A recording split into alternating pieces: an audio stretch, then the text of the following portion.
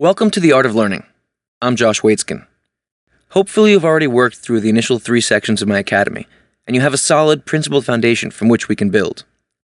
In this course you'll continue your chess growth, but most importantly you'll be armed with an understanding of a powerful, dynamic approach to the chessic learning process. We'll begin by checking out some of my early, formative games. These were not by any means the highlights of my career. In fact, we'll be revisiting some of my worst games, painful losses, comebacks from terrible mistakes, a kid just barely hanging on. But they were life experiences that taught me critical lessons. By showing you some of my most vulnerable moments, I hope to humanize the road to chess mastery. I, like you, started from square one.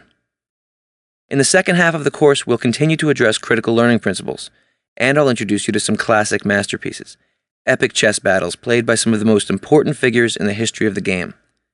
Learning from the greats of old is a fascinating and beautiful part of the chess experience, and I hope to open that door for you.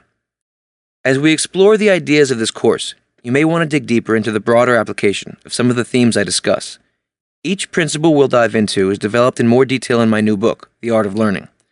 Studying this material and the book side by side will definitely heighten your experience. Okay, my central idea in this academy is to prepare you for the road ahead by arming you with key learning principles that will greatly accelerate your growth curve and that will help you avoid some of the pitfalls ahead. In order to begin that process, we need to break down the barrier between chess and life. So let me ask you a few questions. Are you a creative person? Do you think of yourself as more tactical or strategic? Do you like to take risks to lunge into the unknown, or are you a bit more conservative and calculating? Do you prefer to study the landscape carefully before making your move in life, or do you tend to trust your instincts and just go? Any answer to these questions is fine, as long as you're honest with yourself. You see, our goal is to bring your natural strengths to the chessboard.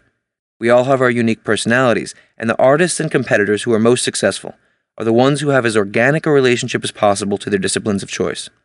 We certainly need to work on our weaknesses, but we must build our games around our strengths. I don't want your life personality to be at odds with your chess style, so I'm not going to jam you into a cookie-cutter mold. That would be absurd. In my experience in a lifetime of chess and martial arts competition, when I was being true to myself, I've shined. When I felt like I was smashing into a wall, it was when I was trying to force myself against my natural grain. So in that spirit, let's begin.